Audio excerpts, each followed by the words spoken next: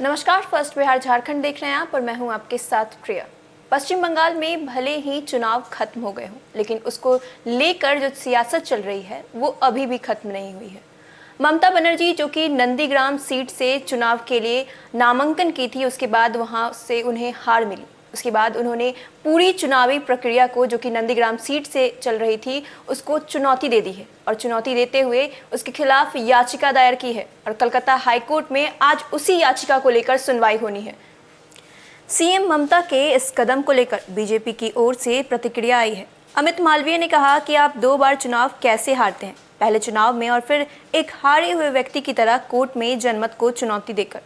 मालवीय ने आगे कहा कि ममता बनर्जी को 2 बार नंदीग्राम की हार का अपमान सहते देखना दिलचस्प होगा। दरअसल पश्चिम बंगाल चुनाव में ममता बनर्जी को उनके पूर्व सहयोगी शुभेंदु अधिकारी ने नंदीग्राम से चुनाव हरा दिया था। ऐसे में नंदीग्राम चुनाव परिणाम को लेकर अब सीएम ममता हाईकोर्ट पहुंच गई है। उन्होंने नंदीग्राम के चुनावी नतीजे को हाईकोर्ट में चुनौती दी है। ममता ने चुनाव परिणाम के बाद ही आरोप लगाया था कि मतगणना में धांधली की गई है। अब शुक्रवार को हाईकोर्ट में इस मामले की सुनवाई होगी। गौरतलब है कि नंदीग्राम में मिली हार के बाद ही ममता बनर्जी ने कहा था कि वह इस मामले को लेकर कोर्ट में जाएंगी। ममता ने नंदीग्राम से चुनाव लड़ने के लिए भवानीपुर की अपनी सीट छोड़ दी थी, लेकिन बीजेपी के शुभेंदु अधिकारी ने यहां ममता को करीबी मुकाबले से हरा दिया था।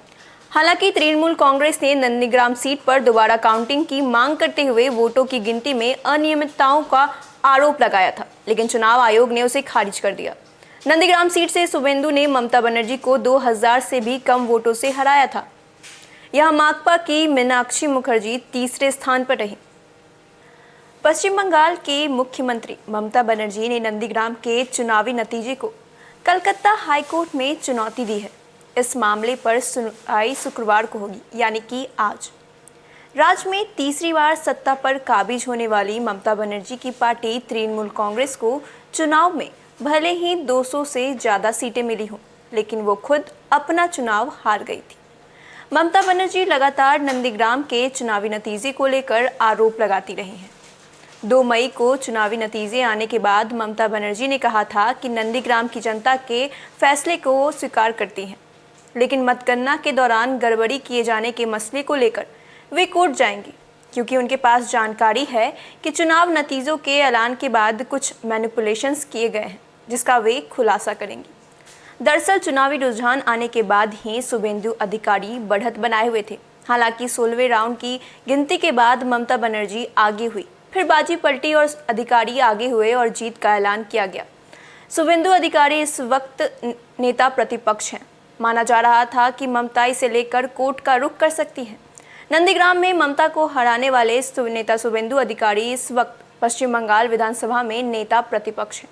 हाल ही में जब पीएम नरेंद्र मोदी यास तूफान की समीक्षा बैठक के लिए पश्चिम बंगाल गए थे, तब विवाद हुआ था और उसके पीछे मुख्य कारण शुभेंदु अधिकारी को ही बताया गया था। दरअसल तृणमूल कांग्रेस की तरफ से कहा गया था कि ये बैठक प्रधानमंत्री और मुख्यमंत्री के बीच होनी चाहिए। बैठक में नेता प्रतिपक्ष का कोई काम नहीं है। हालांकि बाद में केंद्र की तरफ से स्पष्ट किया गया था कि अन्य राज्यों में भी इस तरह की प्रथा पहले से रही है।